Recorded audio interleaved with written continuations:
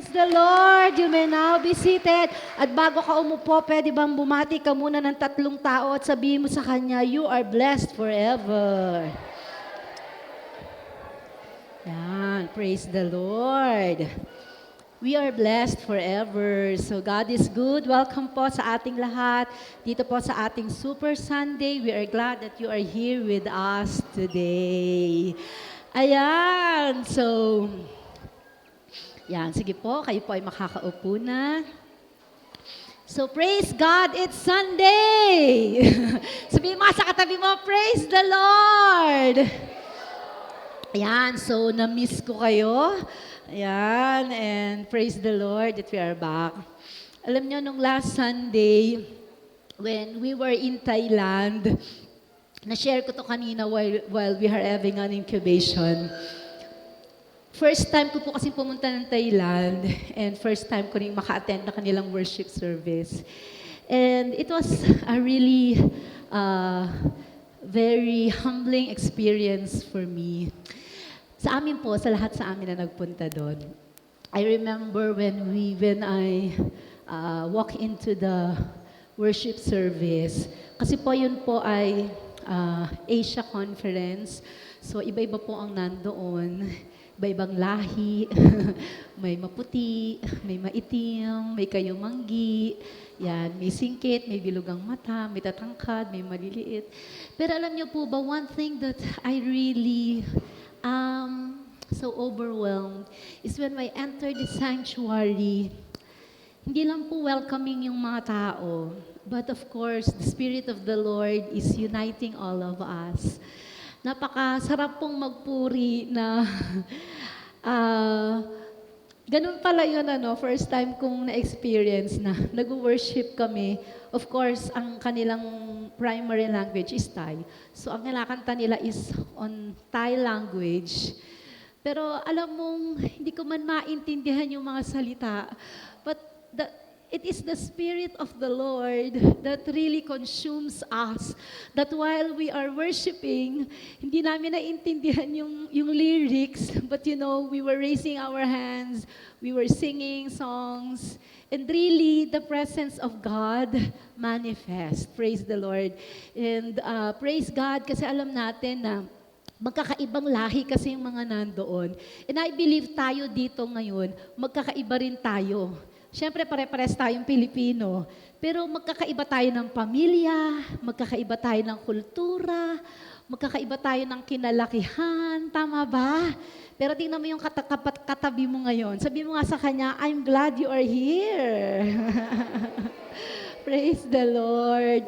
And one thing that God is teaching us today as a church is that we are walking in the supernatural.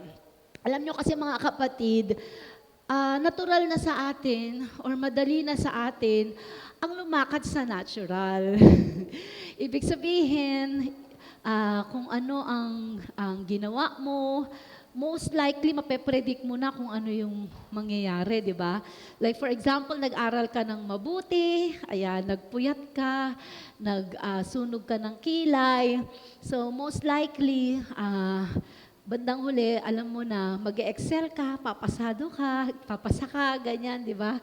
Sino dito yung nag-expect ng mga dyan, mga pasado dyan? Si Rem let, no? Ayan, so magiging top 1 yan. So abangan nyo na lang, Remilyn Delit. Praise the Lord, di ba? May mga natural things kasi, at merong tinatawag na supernatural. When we say supernatural, it's not on the natural way. Siyempre, supernatural siya. Ibig sabihin nito, it's not merely according to what you yourself can do in the first place. Ibig sabihin nito, kahit anong paghihirap, kahit anong pagsusumikap, ang magiging effort niyan, yung natural lang, di ba? But if we're walking in the supernatural, and the favor of God is upon us, parang ikaw din mismo, magugulat ka, o ikaw din mismo, mamamangha ka sa kung ano ang kayang gawin ng Diyos sa buhay mo. And you know what? Our topic this morning, I entitled this message, us walking in the miracle of God. Yan, so praise the Lord. Walking in the miracle of God. Medyo may hangover pa kasi ako ng ministry sa Thailand. Sa Thailand po kasi only 3% are in the Christianity. Ibig sabihin, majority of the population in Thailand mixed up of Buddhist, iba-ibang mga iba-iba silang mga religions and beliefs. So can you imagine those 3% who are fighting for their faith? Grabe, di ba? Parang sabi ko, grabe talaga yung ang Christianity doon, di ba? That is why the work of God in this place really reveals the supernatural miracles. Wherever, how are they winning souls for Christ? Miracles of God is manifesting. Pag may mga sakit, pinapanalangin nila, gumagaling. Yung lumpo, nakakalakad. Hallelujah! Amen! Iba't ibang mga milagro, intindi ng kilos ng Diyos. Why? There is a need for the miracle to arise. And I believe in this place right now, in our life right now, we need miracles. Sino dito ang kailangan mo ng milagro ngayon ng Diyos? Can I hear an amen? If a person doesn't need miracles, it simply means he doesn't need God. Because if you need God, you need miracles. Actually, pagising pa lang natin sa umaga, it's a miracle na. Alam niyo ba na kung di tayo gigisingin ng Diyos sa umaga, hindi naman tayo magigising di ba? Sa pagtulog na nga lang kahit uminom ka pa ng sleeping pills dyan, kung hindi ka papatulogin ng Diyos, di naman tayo makakatulog di ba? Every day of our life, we need miracles. And you know what? We are serving a miracle maker God.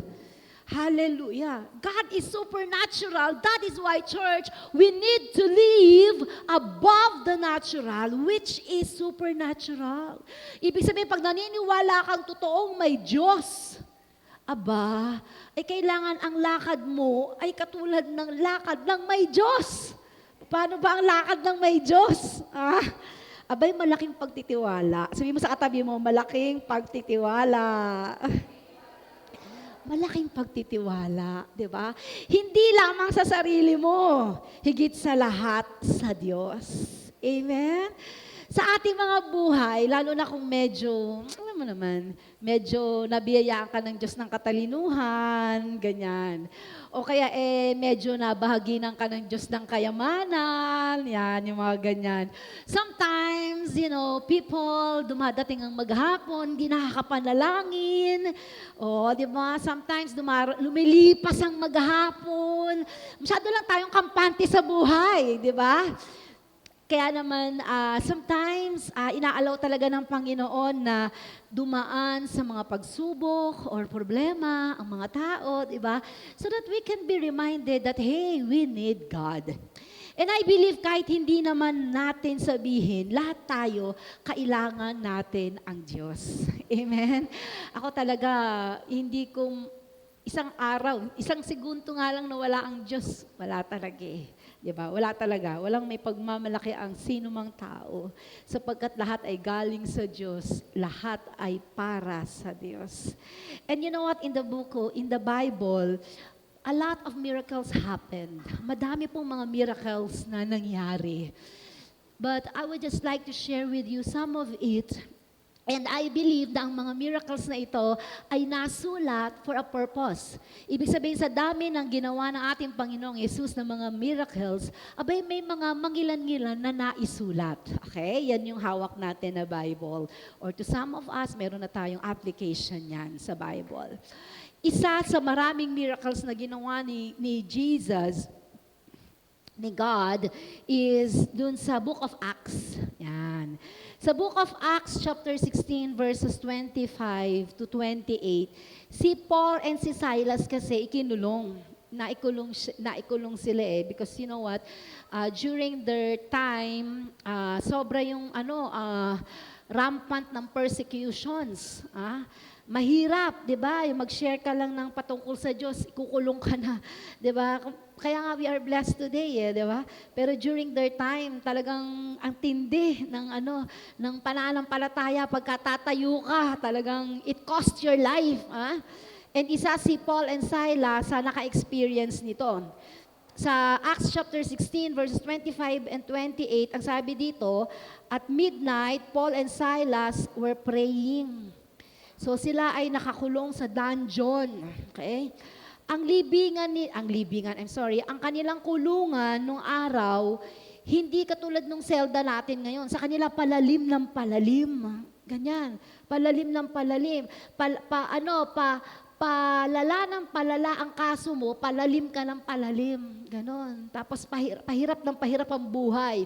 Kasi kung nasa ilalim ka, imaginein mo lahat ng dumi sa taas, babagsak sa'yo. So, not to elaborate it more, nai-imagine nyo na yon. So at midnight, Paul and Silas were praying and singing hymns to God. Sila ay nakakulong, pero sila doon kanilang ginagawa, sila ay umaawit, nananalangin. And the prisoners were listening to them. So, syempre, yung mga ibang bilanggo na kasama nila, wala ring magawa. So, nakikinig din sa kanila, di ba?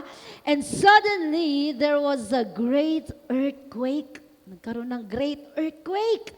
So that the foundation of the prison were shaken. And immediately, all the doors were opened. And everyone's chains were loosed. Lumindol, nabuksan yung mga pintuan ng selda. Natanggal din daw yung mga chains. Kasi sila ay nakakulong, pero nakatali pa rin sila. Habang sila ay nakakulong, nakatali. Kumbaga, sobrang gwardya na hindi talaga sila makakalabas. Pero because of the earthquake, na pinadala ng Panginoon, nabuksan yung pintuan ng mga selda, pati mga chains, mga kadena nila, natanggal. Grabing earthquake yun. Gano'n kaya kalindol bago matanggal yung, imagine nyo ba? Bago matanggal yung mga kadena sa kamay nila. But it happened. So verse 27, and the keeper of the prison, awaking from sleep, and seeing the prison doors opened, supposing the prisoners had fled, drew his sword and was about to kill himself. Kasi siya yung responsible. So alam niya, papatayin na rin siya. So bago siya patayin, magpapakamatay na siya. Nakita niya kasi nakabukas yung pintuan, sigurado nakalaya na si Paul at si Silas. Pero verse 28, anong sabi doon? But Paul called with a loud voice saying, do yourself no harm, for we are all here. Hindi pala tumakas si Paul at si Silas, no? Bagamat may pagkakataon na silang tumakas, pero hindi sila tumakas. Alam niyo, ang isang miracle dito na nakita ko is that if we learn to worship the Lord, miracles begin. Hallelujah. Sino dito nakapag-worship ka kanina kay Lord? Hallelujah. Expect miracles to begin. Hallelujah. Amen? Yun yung nangyari kay Paul at kay Silas. They started to worship God. They started to sing worship to God. And then miracles started to happen. Alam nyo kasi pag na-please natin si Lord, pag nakuha mo yung puso ng Panginoon, pag nakuha mo yung atensyon ng Diyos, pag nakuha mo yung pabor ng Diyos, wala naman talagang problema kay Lord. Miracles after miracles you experience. Miracles after miracles. Amen? Again, sino dito ang kailangan mo ng himala? Galing sa Diyos ngayong araw na ito. Kailangan natin yan, di ba? We all need miracles. So, ano dapat natin gawin? We should start to worship the Lord. Puri sa Panginoon, di ba? Hindi mo, minsan pag nagpupuri ka, hindi mo na alam, di ba, kung ano yung sinasabi mo. You know why? Because human language would never be enough to worship the eternal God. Hallelujah. The supernatural God. Praise the Lord. So isa yan sa nangyari. Meron pa rin, another one that I would like to share with you is yung kay Shadrach, Meshach, and Abednego experience. So alam niyo yun, di ba? Si Shadrach, si Meshach, at si Abednego. Yan yung na-experience nila in the hands of Nebuchadnezzar. Itong mga panahon na ito, si King Nebuchadnezzar, siya ay gumawa ng malaking rebulto ng ginto. At inutusan niya ang lahat ng tao to bow down, lumuhod. And then itong si Shadrach, Meshach at Abednego, talagang malakas ang loob. Hindi talaga sila lumuhod. But instead, anong ginawa nila? Tumayo. Alam niyo nga sabi nung may isang pag-aaral nga, sana man lang daw, alam mo yun, hindi ka naman yuyuko, umupo ka na lang. Hindi ka sa karamihan ng tao, hindi ka naman mahalata, umupo ka na lang, magkakabot ka na lang, kunyari, ganyan-ganyan, di ba? Pero hindi. But itong tatlo na to, they stood. Sila ay tumayo. They stood. Yan yung mga crowd, lahat ng mga tao nakayuko na doon sa rebulto na ginawa ni King Nebuchadnezzar. Pero silang tatlo, nanatili silang nakatayo. Nakatayo sila. Grabe, di syempre si King Nebuchadnezzar, grabe yung galit, no? Galit na galit. Galit na galit sa kanila. Kasi sabi, grabe itong mga to. Sabing ganun, hindi ako ginalang. Sabing ganun. Alam niyo ginawa sa kanila? Pinasunog sila sa pugon into a blazing furnace of fire.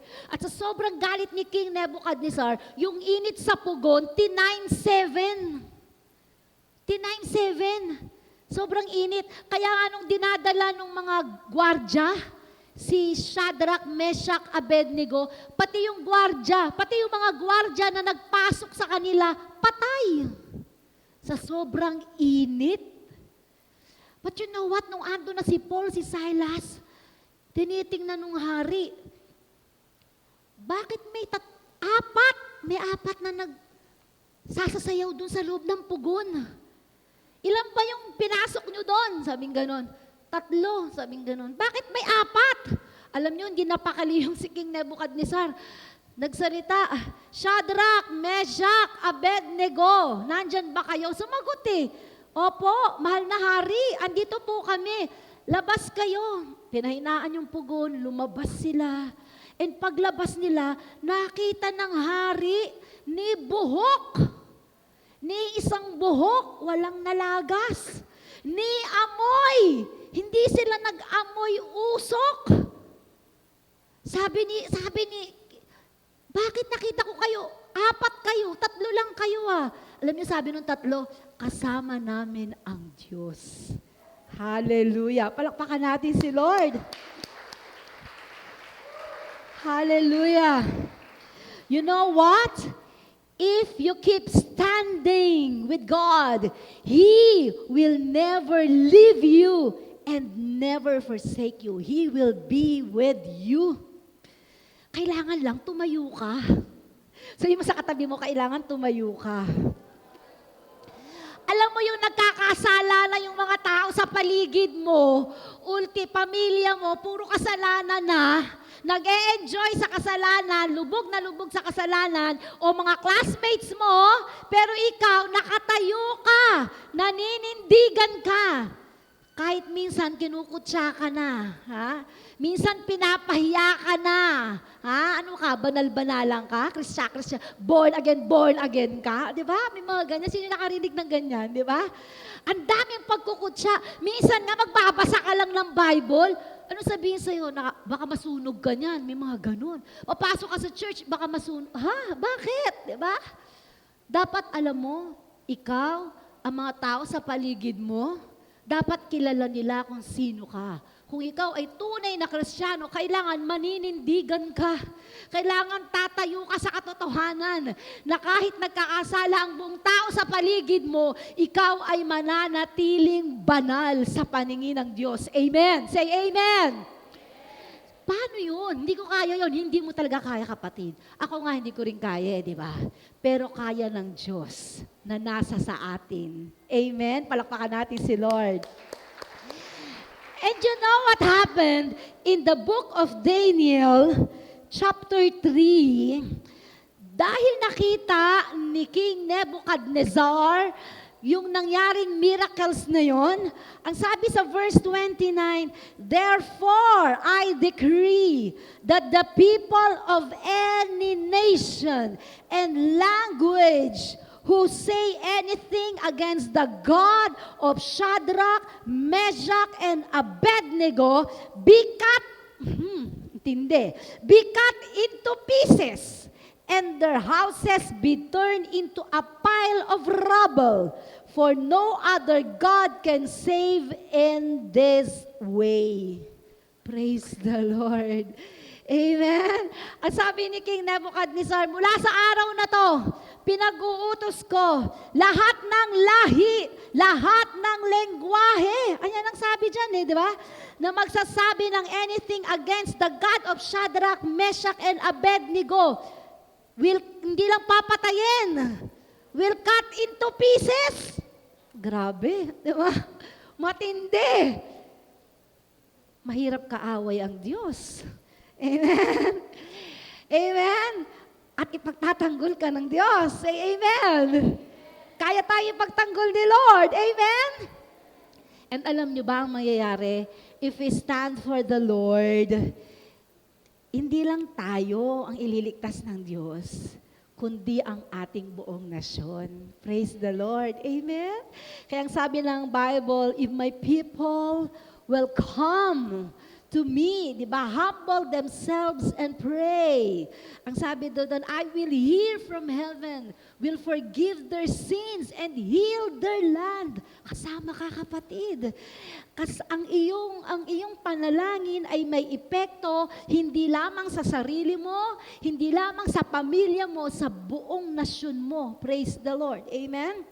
And one lesson that we should remember or learn from this, that if we keep standing with God, He will be with you.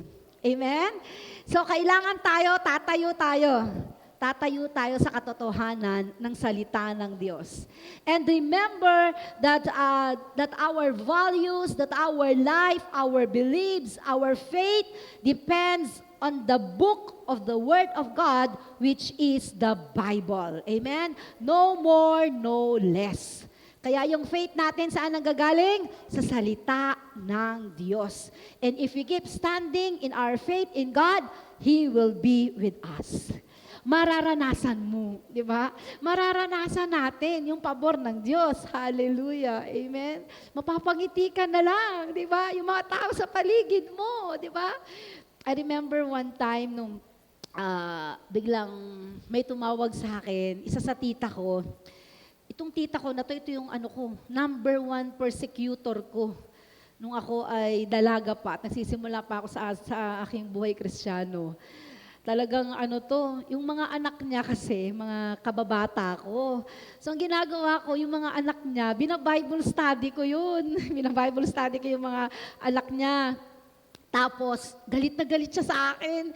Sabi niya, huwag mong iba-Bible study ang mga anak ko. Galit na galit talaga siya sa akin. Pero syempre, as time goes by, ganun lang, casual lang.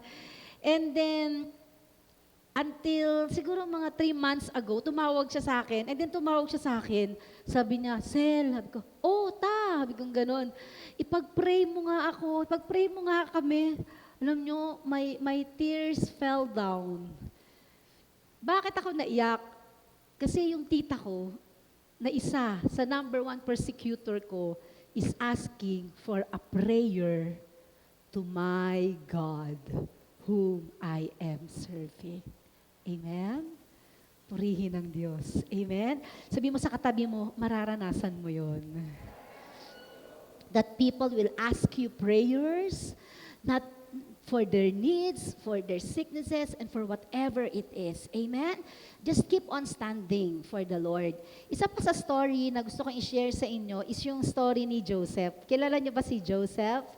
Di ba si Joseph, siya yung favorite son, and then siya yung papatayin na siya dapat ng mga kapatid niya, pero may naawa sa kanyang isang kapatid niya, hinulog siya sa balon.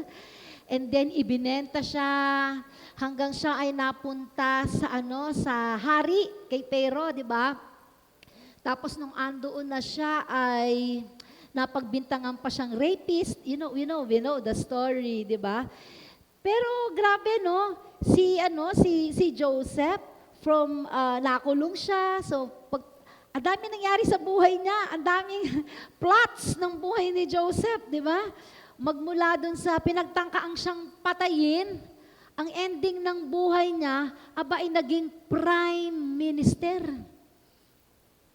And pag tinitingnan ninyo yung buhay ni Joseph, simula hanggang dulo, may constant.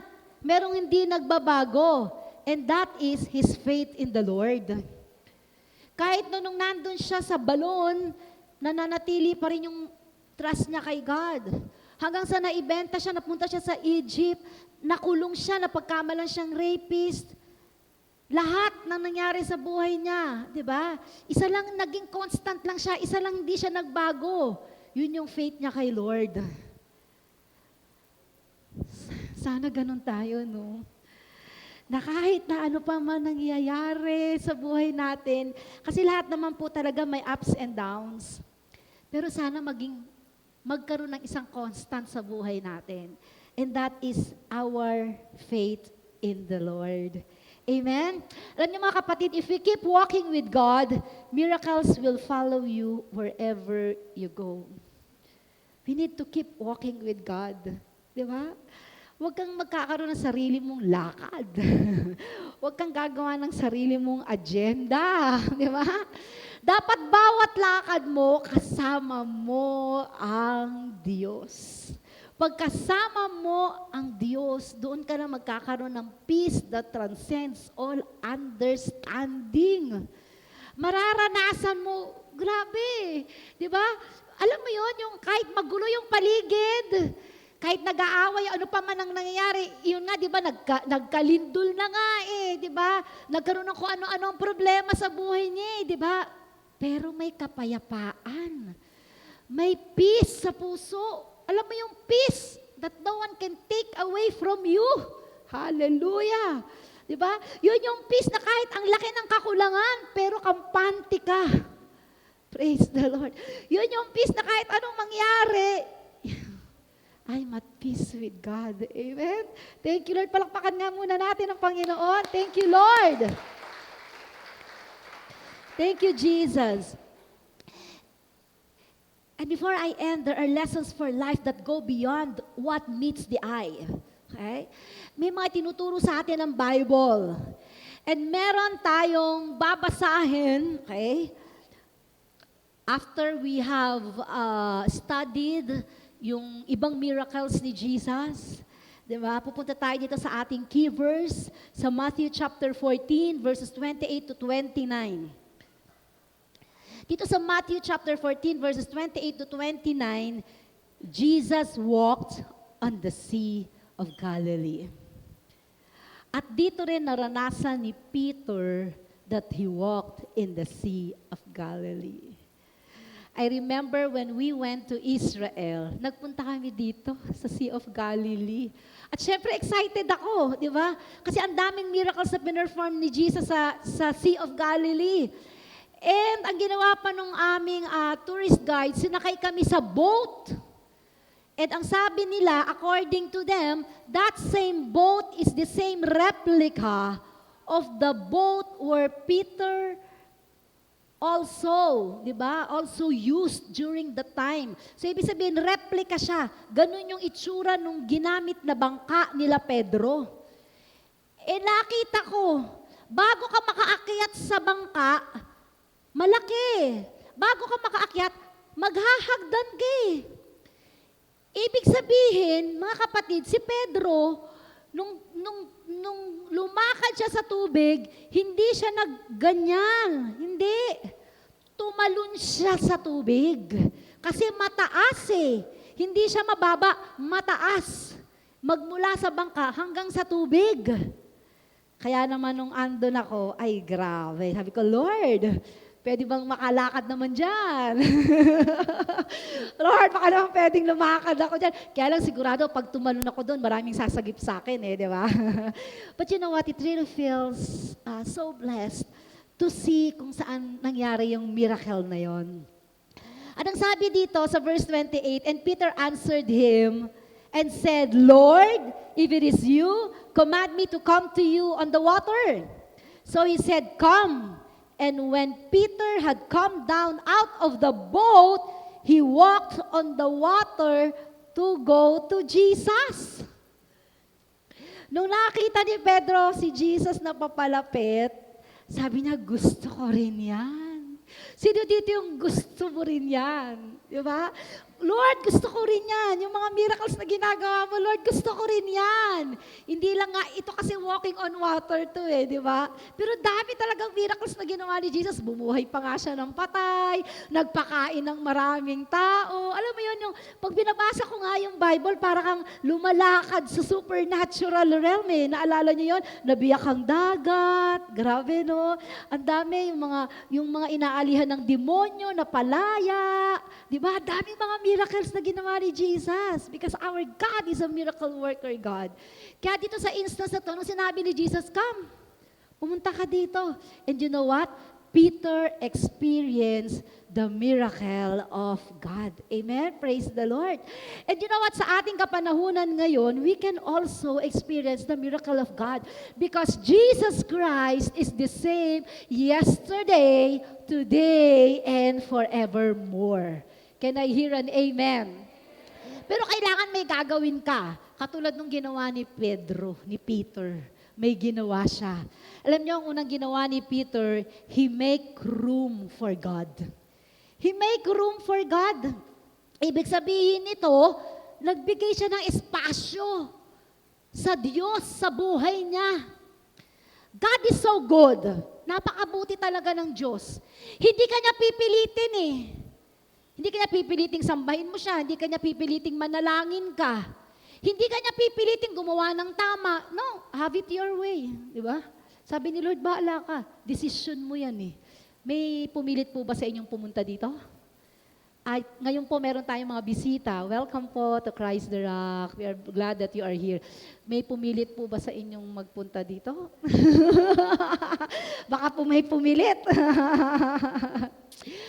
But you know what? We need to make a room for God in our life. Once we say, Lord, come. I want to experience you. Come, Lord Jesus. Pagka pinapasok natin ang Diyos sa puso natin, doon natin mararamdaman at mararanasan ng Diyos. Pero kung ikaw, may sarili kang agenda, ang buhay ko, ay bahala ka sa buhay mo. Di ba? See you. See you at the end. Di ba?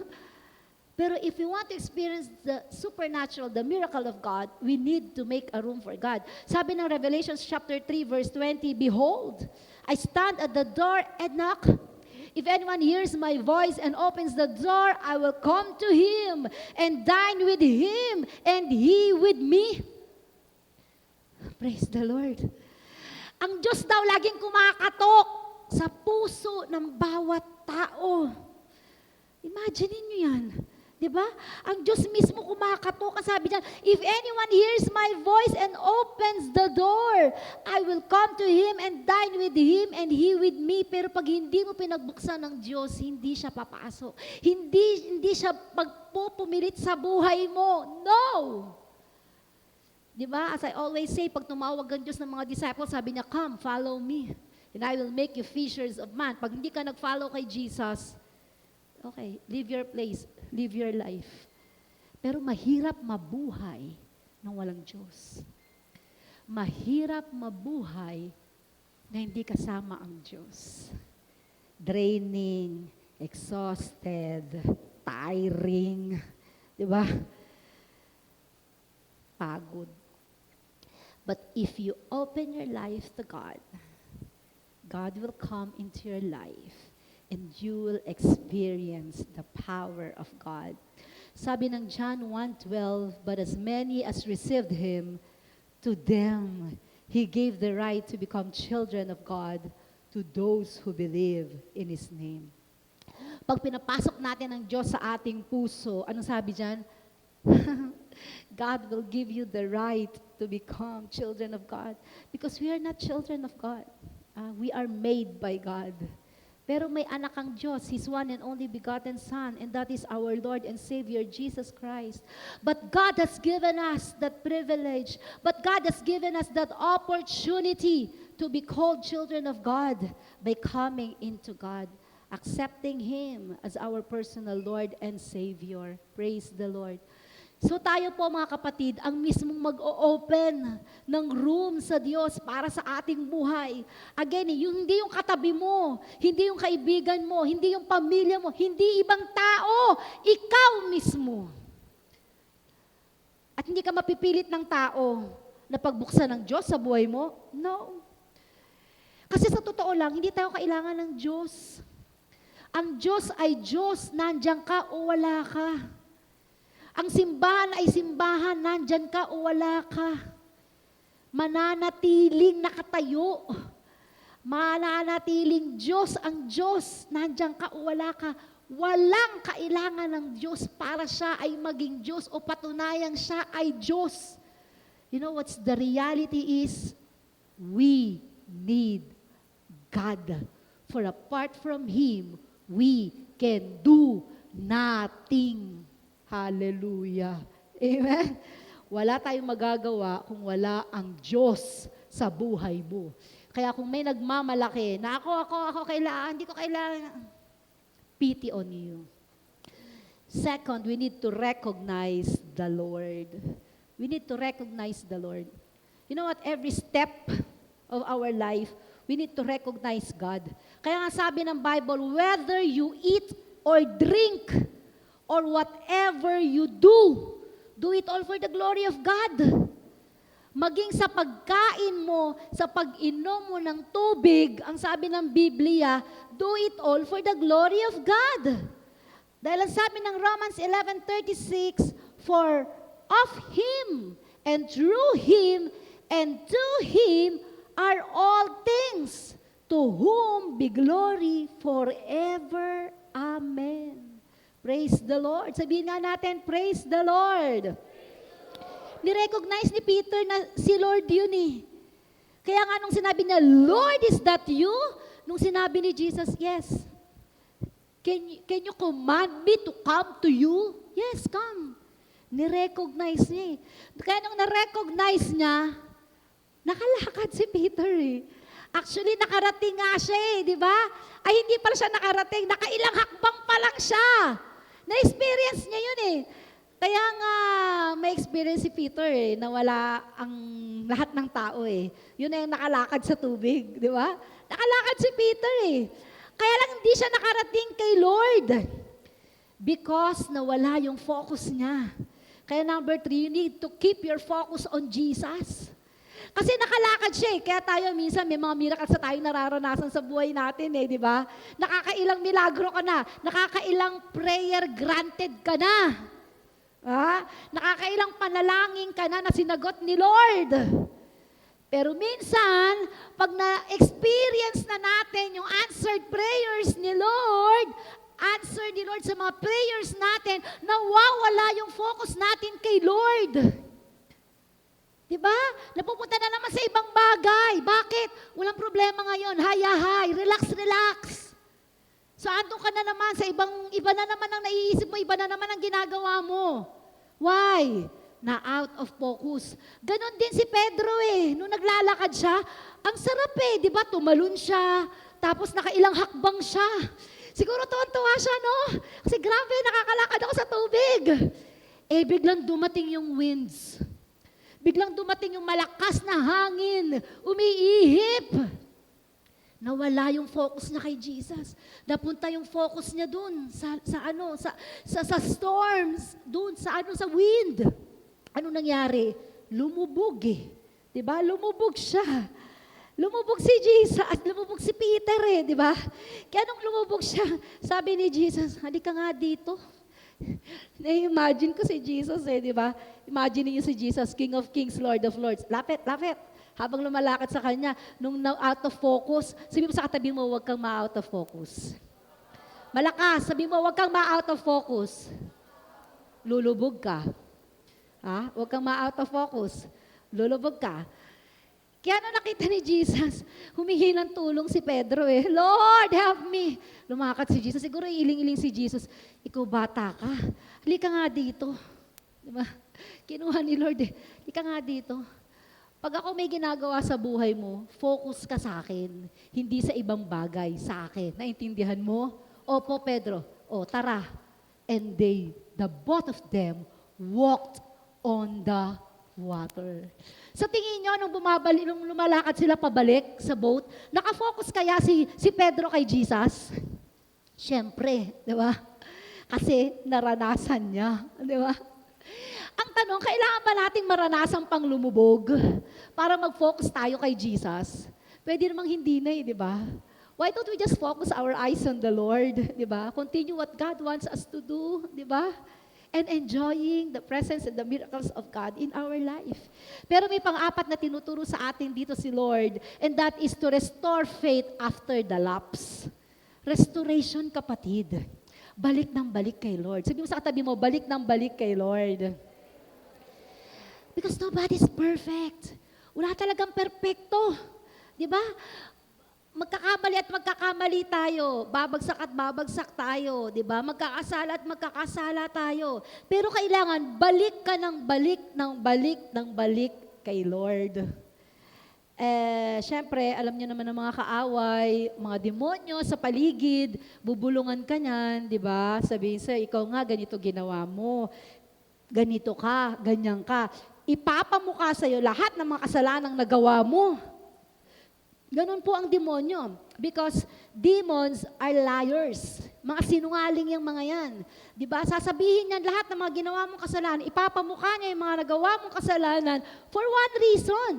And that is to stop you from going back to God. Pero ano ang dapat nating gawin? Dapat, mga kapatid, don't listen to the lies of the enemy. Huwag kayong makikinig sa mga kasinungalingan ng demonyo. At itong nais kong sabihin sa inyo ngayon, mahal ka ng Diyos at ang sabi ng Diyos, ang sino mang humingi ng tawad sa Kanya, patatawarin niya. Whoever comes to Him, He will receive. He will forgive. At napakaganda ng pangako ng Diyos sa atin sa Romans chapter 10, verse 11, for the scripture says, whoever believes on Him will not be put to shame. Hallelujah. Sabihin nga natin, hallelujah. Kahit gaano kalaki ang kasalanan na gawa mo, pag lumapit ka kay Kristo, hindi ka niya ipapahiya. Hindi ka niya tatanggihan. Hindi ka niya iiwasan. Hindi ka niya itatakwil. Church!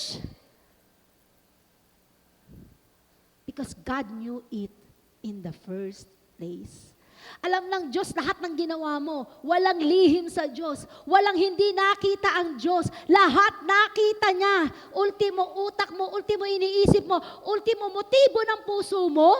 Hindi lang yung nagawa mo. Iniisip mo, the motive of your heart, God knew it all. Kaya bakit ka mahihiya? Ang sabi ng Diyos, whoever comes to Him, praise the Lord. Ano sabi? We will never put to shame. Sabihin nga natin, purihin ang Diyos. Mabuti na lang si Lord, hindi mo katulad. Buti na lang si Lord, hindi ko katulad. Kasi kung ako, sorry parang pwede, huwag na lang tayo mag-cruise ng landas. Bati tayo, pero kanya-kanyang buhay na lang tayo. Go on your way, I'll go on my way. Pero si Lord iba. Grabe, no? Ibig sabihin niyan, kahit maging sino ka man, pag lumapit ka sa Diyos, tatanggapin ka niya. Regardless of your past. Sabi, Pastora, adik ako dati. Alam ng Diyos. Na mababae ako dati. Alam ng Diyos. Hindi lang isa. Ilan ba? 12. Alam ng Diyos. Amen? Sinungaling ako Alam din ni Lord. Nagnakaw ako. Alam ni Lord. Alam ni Lord lahat ng baho mo. Alam ni Lord lahat ng mga karumaldumal na pinaggagawa mo na akala mo walang nakakakita. Pero meron. Yun ang Diyos na handa kang patawarin, na handa kang yakapin, na handa kang i-restore, na handa kang itayo. Hallelujah! Na handa kang mahalin. Praise the Lord! Kaya kapag lumalapit tayo sa presence ni Lord, wala tayong magagawa but just to bow down in His presence. Because His holiness is awesome. His holiness is great. Wala kang makakapasok sa Diyos sa may kasalanan eh. Sa presensya ng Diyos, wala. Kaya ang gagawin ni Diyos, ni Lord, lilinisin ka niya. God will cleanse you through the power of the blood of Jesus Christ. That every sin that you have committed, He will forgive. And you know what? After God's restoration, you will never be the same again. Ang sabi ng Bible, you will be white as snow. Woo! Praise the Lord! Na pag tinitingnan ka ng Diyos, Amang nasa langit, kabanal-banalan, katanggap-tanggap. Hallelujah! Praise the Lord! Amen!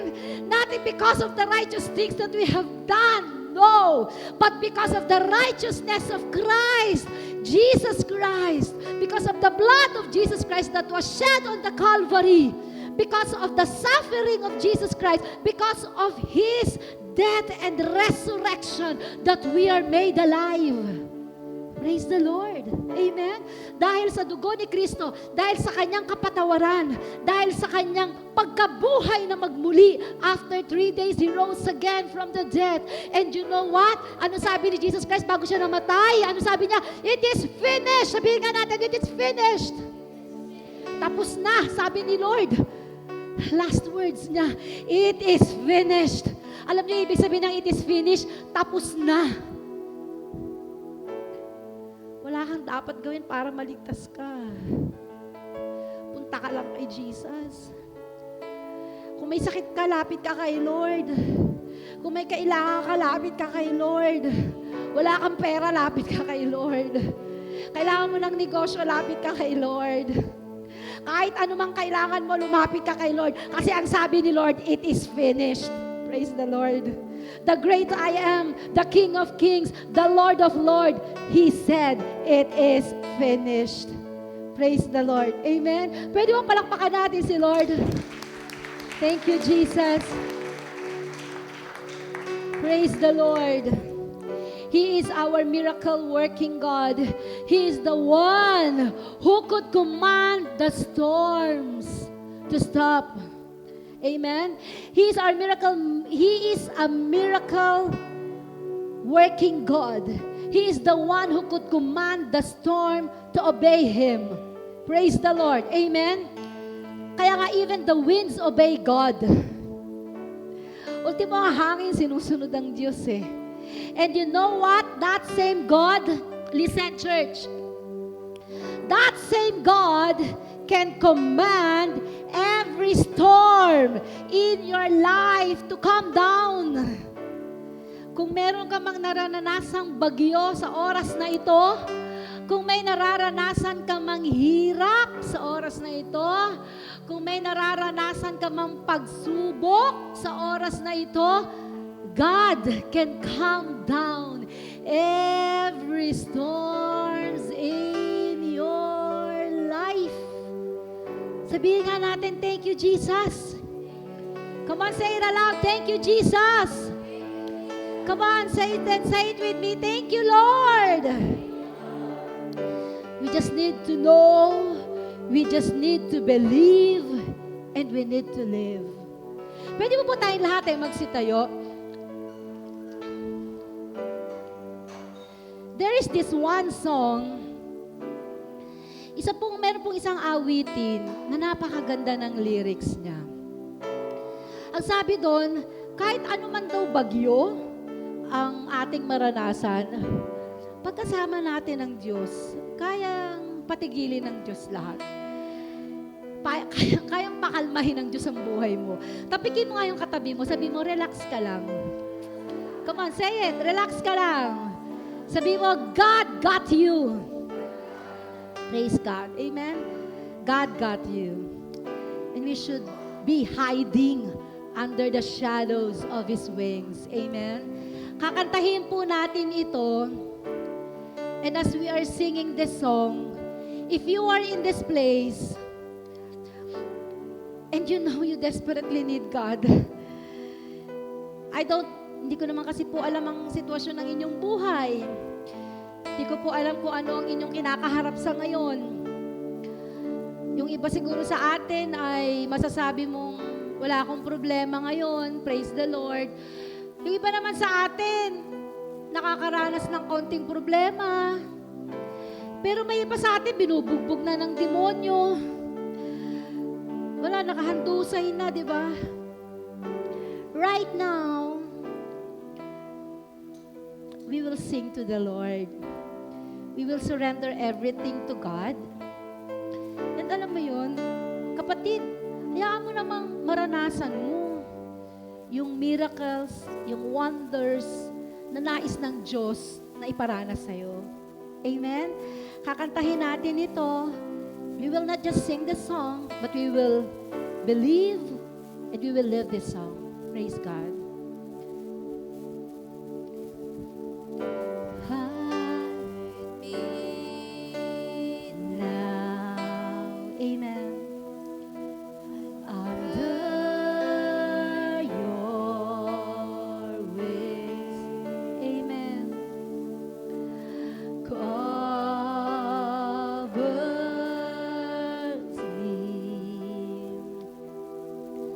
Within your mighty hand, when the oceans rise and thunders roar, amen, I will soar with you above the storm.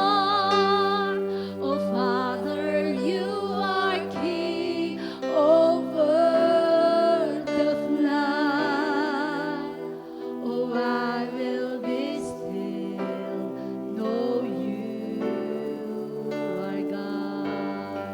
Hallelujah. Kapatid, mahal na mahal ka ni Lord. Amen. Maybe palubog na. Pwede mong sabihin, grabe, pagod na ako. Di ba may mga ganyang pagkakataon sa buhay? Sabi mo, Lord, ayoko na. Di ba yung mapalat, tusuko ka na sa buhay? Yung ba, di ko na kaya, Lord. Di ba? God wants you to know right now that you can find rest under the presence of God. Thank you, Jesus. Thank you, Holy Spirit. Find rest, my soul. Hallelujah. In Christ the Lord. Amen. Know His power. Amen. In quietness and trust, when the oceans rise and thunders roar, maging anumang bagyo dumaan sa iyong buhay, kasama mo ang Diyos, kapatid. The storm, Father, you are King over the flood. Oh, I will be still, know you are God. When the oceans rise and thunders roar, hallelujah, I will soar with you above the storm. Father, you are King over the flood. Oh, I will be still, know you are God. If you are here today and you need prayers, you can come in front at ipapanalangin namin kayo. We know that the power of prayers, amen, kailangan natin ang panalangin. If you are here today and alam mo, Lord, grabe Lord, kailangan kita sa buhay ko. Lord, I cannot live without you. I'm inviting you to come in front and we will pray for you. Praise the Lord. Hallelujah. Thank you, Jesus. Thank you, God. Hallelujah. Praise you, Jesus. Only God knows kung ano ang nangyayari sa'yo ngayon. Hindi ko rin kasi alam, kapatid eh. Alam nyo, kahit ako yung pastor, together with Bishop Ton, yung nagpa-pastor dito, hindi ko po alam kasi yung bawat detalye ng buhay nyo. Unless of course you open to us. Pero what really hurts me the most is nung narinig ko si Rem kanina, that she was undergoing depression. You know, my heart cries out to the Lord. Sabi ko, Lord, grabe. And you know what? Ang ating Diyos, kailanman hindi naman siya magkukulang. Amen? Hindi siya magkukulang ng biyaya, hindi siya magkukulang pagmamahal. Hindi, we just need to ask Him. Amen? Praise the Lord. Hallelujah. Thank you, Jesus. Thank you, Jesus. Hallelujah. Thank you, Jesus. Sige lang, kapatid. Pray lang. Pray lang tayo kay Lord. Our God is merciful. Our God hears your prayer. Our God hears your cry. Hallelujah. Thank you, Jesus. Thank you, Lord.